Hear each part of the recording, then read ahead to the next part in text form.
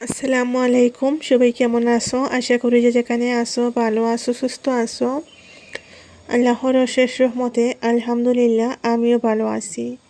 আজকে আবারও চলে আসছি নতুন আরও একটা ব্লগ ভিডিও নিয়ে আপনাদের মাঝে শেয়ার করার জন্য।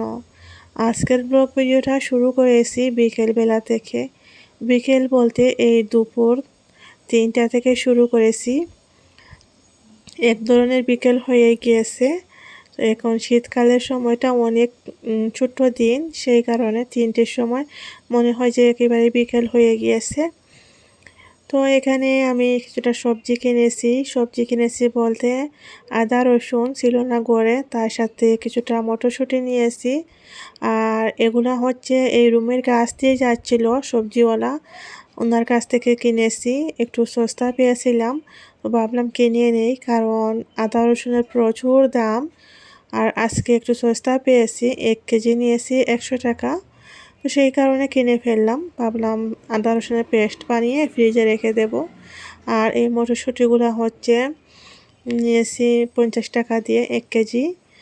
তো ওইগুলো হচ্ছে এখন আমি চিলিয়ে তারপর ফ্রিজে রেখে দেব, আগামীকাল যা করবার করব রান্নাবান্না।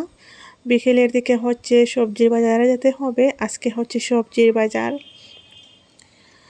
তো আজকে সবজি বাজারে ভাবছি আমি যাব, কারণ ওদেরকে দিলে আমার স্বামী বা ভাই ওরা একা গেলে কী করেন, সবজির বাজারে গিয়ে তাড়াহুড়া করে চোখের সামনে যেগুলা ফেলেন সেগুলা নিয়ে আসেন, বা দাম বেশি বা কম এগুলো দেখেন না। কিন্তু আমি সবজির বাজারে গেলে সব দিক দেখে ঘোরাফেরা করে একটু সস্তা দেখে নিয়ে আসার চেষ্টা করি, কারণ সংসারের ইনকাম করার দায়িত্ব ওদের, সংসার চালানোর দায়িত্ব আমরা ঘরের গৃহিণীদের। তো আমরা গৃহিণীরা যদি একটু হিসেব করে না চলি, সংসারে যতই বেশি ইনকাম হোক না কেন সংসারটা সুন্দরভাবে চালানো যায় না। সংসার সুখী হতে হলে আমরা গৃহিণীদের একটু হিসেব করে চলতে হয়। মানুষ বলে না, সংসার সুখী হয় রমণীর গুণে, তো কথাটা একেবারেই সত্যি। পুরুষরা যতই বেশি ইনকাম করুক না কেন, সংসারে যদি একটু হিসেব করে চলাফেরা না করা হয় তাহলে সুখী হওয়া যায় না। আর যদি একটু হিসেব করে চলাফেরা করা হয় তাহলে অল্প অল্প ইনকামেও আমাদের অনেক কিছু করতে পারি, সংসারটা অনেক সুন্দরভাবে চালাতে পারি। তো সেই কারণে ভাবলাম আমি যাব, প্রত্যেক দিন ওদেরকে দিই বাজারে, প্রত্যেক সপ্তাহে একবার সবজির বাজার করি। তো ওদেরকে দেই, ওরা আর কি সবজি কিনে আনে, কিন্তু আমার মনে হয় একটু পয়সা বেশি দিয়ে দেয়, আর তার সাথে সবজিগুলো ভালো হয় না। আজকে ভাবছি আমি যাব। আর এই যে আপনাদের সাথে কথা বলে বলে সবজির বাজারে চলে আসছি। আর এখানে এসে তো ভাবছিলাম এখান থেকে ফুলকপি নেব। এই যে ফুলকপিটা বারবার হাতে নিয়ে দেখতেছিলাম, তো ওনাকে বলছিলাম গোড়াটা কেটে দেওয়ার জন্য। তো পরে বলল উনি 40 টাকা। 40 টাকা শুনে বললাম না, রেখে দেন, কিনবো না, অন্য জায়গায় দেখবো কমে পাওয়া যায় কি না। তো এখান থেকে একটা লাউ কিনেছি আর 2টা বাঁধাকপি কিনেছি। তো লাউ আর বাঁধাকপিগুলো হচ্ছে এক এক পিস 20 টাকা করে। তো ওইগুলো কিনেছি। আর ফুলকপি 40 টাকা বলছিলেন, সেই কারণে আর কিনিনি।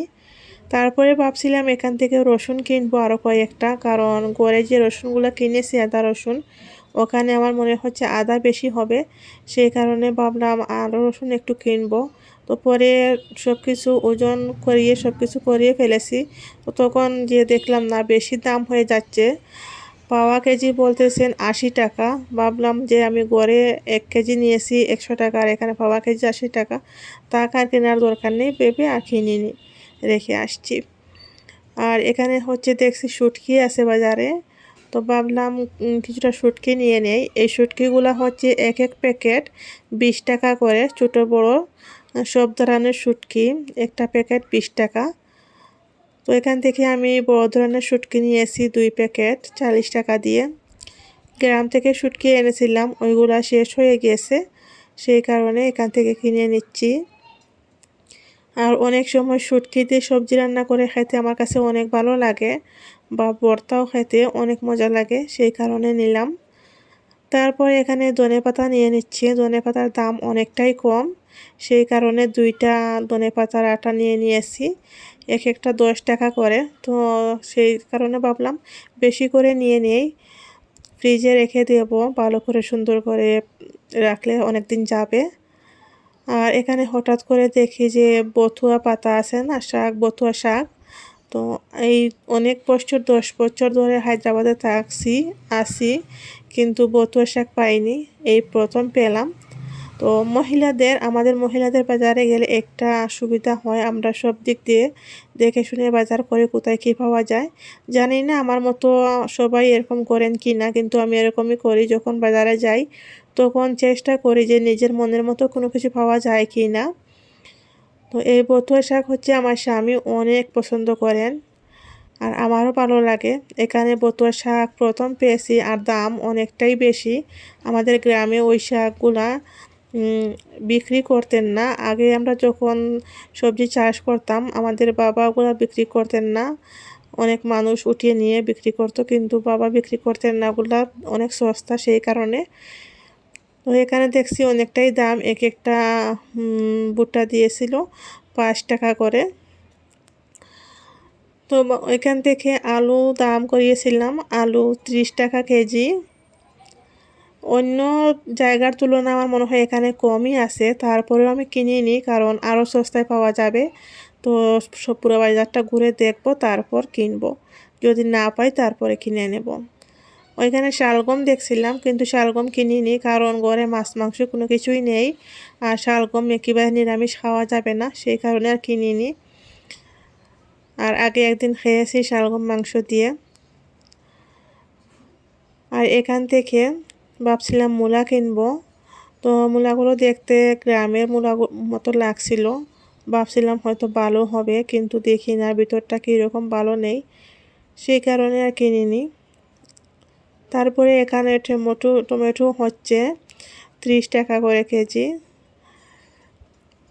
তো টমেটো 30 টাকা কেজি দেখে আর কিনিনি, ওইখান থেকে চলে আসছি। পরে অন্য এক জায়গা থেকে কিনেছি 15 টাকা করে কেজি, 2 কেজি 30 টাকা দিয়ে নিয়েছি। তো এরকমই আমার সুবিধা হয় বাজারে গিয়ে। আমি প্রত্যেকটা বাজার, অনেক বড় বাজার, দেখে শুনে বাজার করি। আর এই বাজারে হচ্ছে না, ভয়ও লাগে যদি ফোন নিয়ে নেয় কেউ, কারণ অনেক ভিড়। তাই যেখানে মানুষের একটু কম, সুযোগ বুঝে বুঝে ভিডিওটা করেছি। পুরো ভিডিও করতে পারিনি পুরো বাজারের ভিডিও করলে অনেক বড় হয়ে যেত। আমি পুরো 1 ঘন্টা থেকে 2 ঘন্টার মতো লেগেছে আমার বাজারে ঘোরাঘুরি করার। তো বাজার থেকে এই যে চলে আসছি, অনেক কিছু কিনেছি, রেহানের জন্য 2টা প্যান্টও কিনেছি। তো প্যান্টগুলো রেহানকে এনে দিতেই, যখন এনে দিয়েছি তখনই পরে নিয়েছে, সেই কারণে আর ভিডিওতে তুলে ধরতে পারিনি। তো এই যে বথুয়া শাক, টমেটো, তারপরে হচ্ছে ধনেপাতা, কাঁচামরিচ আর আলু এক জায়গা থেকে 20 টাকা করে কিনেছি। তারপরে লাউও 2টা কিনে নিয়েছি, সস্তায় পেয়েছি যেহেতু।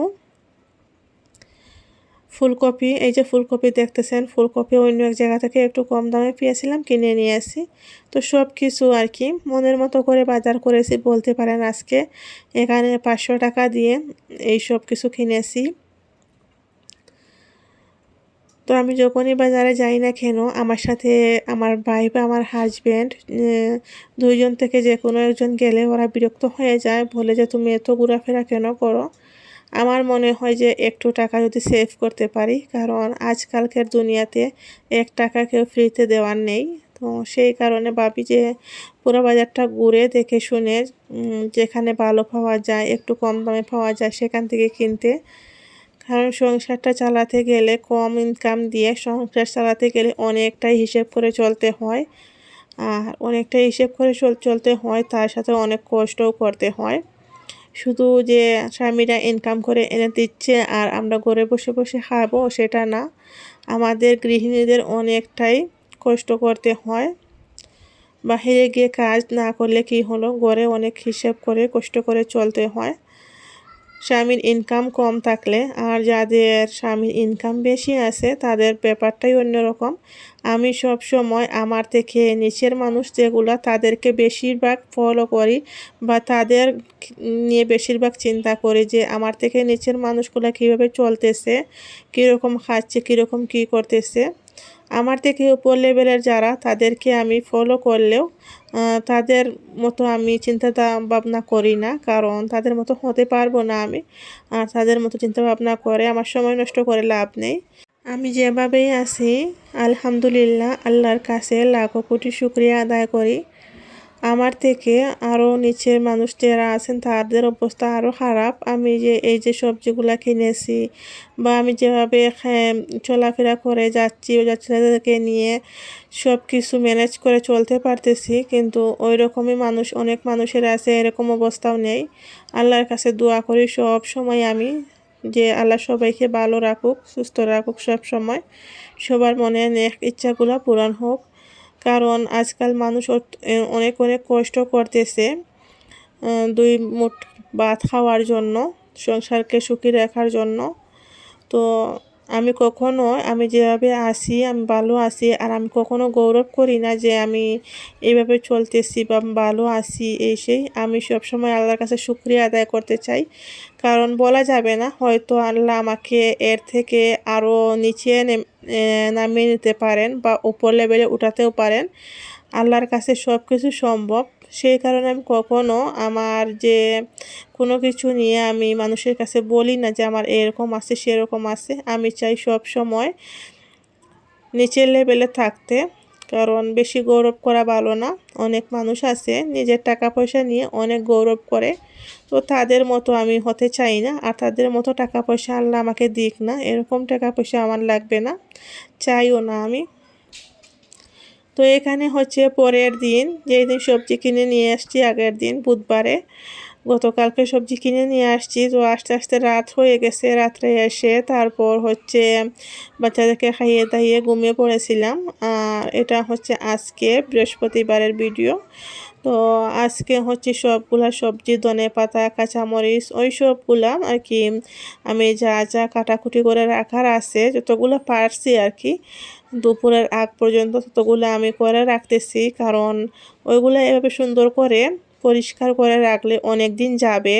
তারপরে হচ্ছে সবজিগুলো কাটাকুটি করে রাখলে রান্না করার সময় অনেক সহজ হয়ে যায়, তাড়াতাড়ি করা যায়। তো আজকে ভাবলাম যে সকালবেলা কোনো কাজ নেই, এগুলা করে নেই। এই যে দেখতে পারতেছেন সিম কেটে রাখছি, তারপরে হচ্ছে ধনেপাতা সবগুলো কেটে নিয়ে আসছি। এখানে কিছুটা কাঁচামরিচও কেটে রাখছি, কাজে আসবে কয়দিন।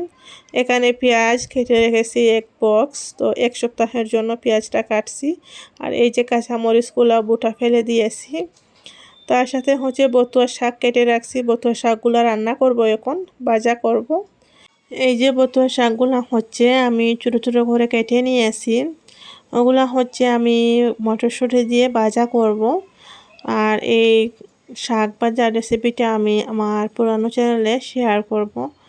অনেক অনেক মজা হয়েছিল আজকে দুপুরে এই শাক ভাজা দিয়ে, একেবারে পেট ভরে ভাত খেয়েছি। অনেক দিন পরে খেয়েছি এই শাকটা, অনেক ভালো লাগছিল। এই যে শাকটা ভাজা করতে বসিয়ে দিয়েছি, আজকে দুপুরে হচ্ছে এই শাক ভাজা করতেছি। আর হচ্ছে মটরশুঁটিগুলো রান্না করব আলু দিয়ে। তো এই দুইটা রেসিপি থাকবে, রেসিপি বলতে দুইটা আইটেম থাকবে, দুপুর আর বিকেলে হয়ে যাবে এগুলা দিয়ে। তো এখানে আলু দিয়ে তারপরে মটরশুঁটিগুলো রান্না করতেছি। প্রায় রান্নাটা হয়ে গিয়েছে, এখন জলের পানি দিয়ে ফুটিয়ে নেব একটু। আর এটারও রেসিপি শেয়ার করব। এটা হচ্ছে মটরশুঁটিগুলার উপরের যে বাকল থাকে সেগুলো সহ রান্না করেছি, আর এটা কীভাবে রান্না করতে হয় আমার পুরানো চ্যানেলে শেয়ার করব। আজকের ভিডিওটা আপনাদের কাছে কেমন লাগছে অবশ্যই কমেন্ট করে জানাবেন। যদি আপনাদের কাছে একটু হলে ভালো লেগে থাকে তাহলে আমার চ্যানেলটাকে সাবস্ক্রাইব করে নোটিফিকেশন অন করে দিও, যাতে আমি ভিডিও ছাড়ার সাথে সাথে আপনাদের কাছে পৌঁছে যায় আর আপনারা সময় সুযোগ করে দেখতে পারেন। আর যারা আমাকে বন্ধু করবেন কমিউনিটিতে একটা লেটার দিয়ে রাখবেন। আজকের মতো বিদায় নিচ্ছি।